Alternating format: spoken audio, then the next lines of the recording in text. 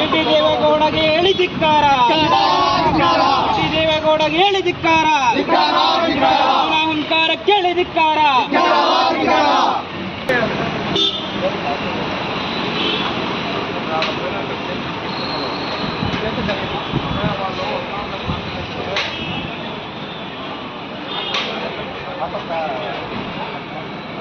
बोलो डॉक्टर बाबा साहेब अंबेडकर ಅವರಿಗೆ, बोलो डॉक्टर बाबा साहेब अंबेडकर ಅವರಿಗೆ.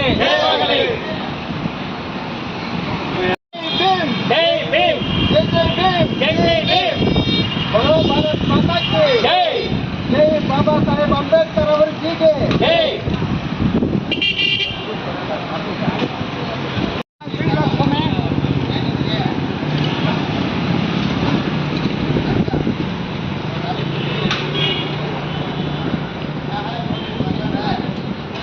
ವಿರೋಧಿ ಜಿಟಿ ದೇವೇಗೌಡಗೆ ಹೇಳಿ ಧಿಕ್ಕಾರ, ದಲಿತ ವಿರೋಧಿ ಜಿಟಿ ದೇವೇಗೌಡಗೆ ಹೇಳಿ ಧಿಕ್ಕಾರ, ದಲಿತ ವಿರೋಧಿ ಜಿಟಿ ದೇವೇಗೌಡಗೆ ಹೇಳಿ ಧಿಕ್ಕಾರ.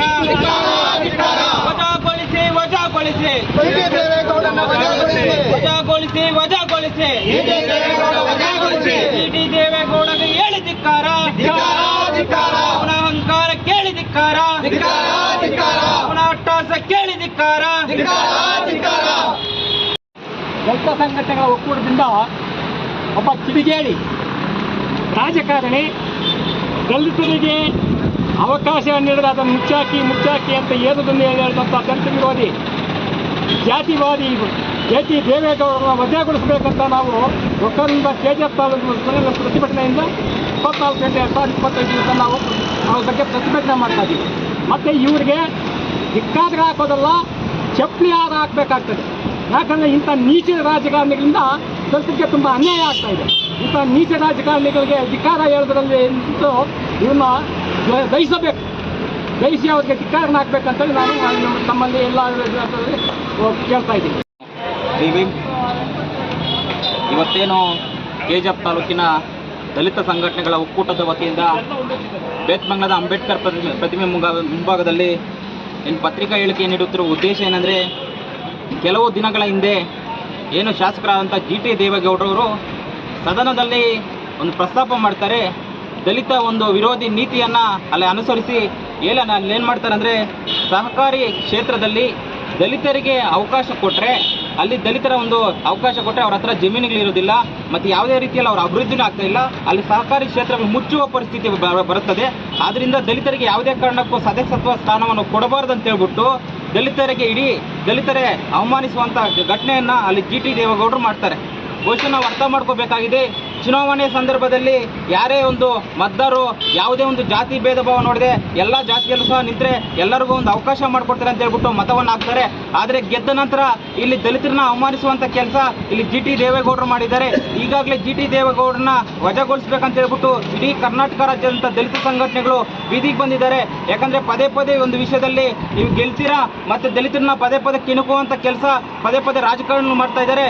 ನಾವು ಇವತ್ತೊಂದು ಎಚ್ಚರಿಕೆಯನ್ನು ಕೊಡ್ತಾ ಇದ್ದೀವಿ ಜಿಟಿ ದೇವೇಗೌಡರವರೇ, ತಾವು ದಯವಿಟ್ಟು ನೀವು ಶಾಸಕರಾಗೋದಕ್ಕೆ ಲಾಯಕ್ಕಿಲ್ಲ, ದಯವಿಟ್ಟು ನಿಮ್ಮ ಮನೆಗೆ ಹೋಗ್ಬಿಡಿ. ಇಲ್ಲಾಂದರೆ ನೀವೇನಾದರೂ ಅಲ್ಲಿ ಸ್ಥಾನದಲ್ಲಿ ಶಾಸಕರ ಸ್ಥಾನದಲ್ಲಿದ್ದರೆ ನಮ್ಮ ಮನೆಗಳಲ್ಲಿರುವಂಥ ಹೆಣ್ಮಕ್ಳಲ್ಲಿರುವಂಥ ಪರಕೆ ಆಗಿರ್ಬೋದು, ಹೆಣ್ಮಕ್ಳಲ್ಲಿ ಇರುವಂಥ ಚಪ್ಪಲಿಯನ್ನು ಒಂದು ಏಟು ಕೊಡುವಂಥ ಒಂದು ಕೆಲಸ ನಮ್ಮ ಮನೆಯ ಹೆಣ್ಮಕ್ಳು ಎಲ್ಲರೂ ಸಹ ಮಾಡ್ತಾರೆ. ಯಾಕಂದರೆ ನೀವು ಒಂದು ಶಾಸಕ ಸ್ಥಾನದಲ್ಲಿದ್ದೀರಾ, ಕಾನೂನು ಚೌಕಟ್ಟಿನಲ್ಲಿ ಮಾತಾಡಬೇಕಾಗುತ್ತೆ. ಯಾಕಂದರೆ ದಲಿತರು ಏನಾದರೂ ಚುನಾವಣೆ ಸಂದರ್ಭದಲ್ಲಿ ಮಾತ್ರ ದಲಿತರ ಒಂದು ಮತ ಬೇಕಾಗುತ್ತೆ.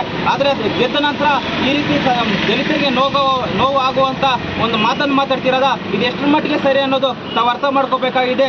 ಈ ರೀತಿ ದಲಿತರು ಇದಿರೋದ್ರಿಂದಲೇ ಈ ದೇಶ ಉದ್ಧಾರ ಆಗ್ತಾ ಇರೋದು, ಈ ದೇಶ ಅಭಿವೃದ್ಧಿ ಆಗ್ತಾ ಇರೋದು. ದಲಿತರ ಇಲ್ಲ ಅಂದರೆ ಈ ರಾಜ್ಯವನ್ನು ಕಟ್ಟೋದಕ್ಕೆ ಸಾಧ್ಯ ಇಲ್ಲ, ಈ ದೇಶವನ್ನು ಕಟ್ಟೋದಕ್ಕೆ ಸಾಧ್ಯ ಇಲ್ಲ. ಇವತ್ತು ಒಂದು ಪತ್ರಿಕಾ ಹೇಳಿಕೆ ನೀಡ್ತಾ ಇದ್ದೀವಿ.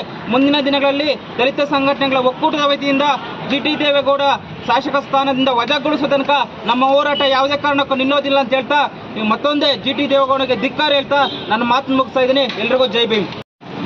ಜಿ ಟಿ ದೇವೇಗೌಡರಾದಂಥ ಒಬ್ಬ ಶಾಸಕ ಸದನದ ಕಲಾಪದಲ್ಲಿ ಏನು ಮಾತಾಡ್ತಾರಂತಂದರೆ, ಸಹಕಾರಿ ಕ್ಷೇತ್ರದಲ್ಲಿ ಎಲ್ಲ ಈ ದಲಿತರಿಗೆ ಅವಕಾಶಗಳನ್ನು ಕೊಡ್ತೀರಾ ಅಂತೇಳಿ, ಇಲ್ಲಾಂದರೆ ಅವರು ಈ ಸಹಕಾರಿ ಕ್ಷೇತ್ರಗಳನ್ನು ಮುಚ್ಚಾಕಿ ಅಂತ ಹೇಳಿ ಒಬ್ಬ ಶಾಸಕನಾಗಿ ವಿದ್ಯಾವಂತನಾಗಿ ಈ ಥರ ಜಾತಿವಾದಿ ಈ ಹೇಳಿಕೆಯನ್ನು ಕೊಡ್ತಾನಂತಂದರೆ ಅವರನ್ನು ಈಗಲೇ ದಯವಿಟ್ಟು ಇದರಿಂದ ವಜಾಗೊಳಿಸಬೇಕು.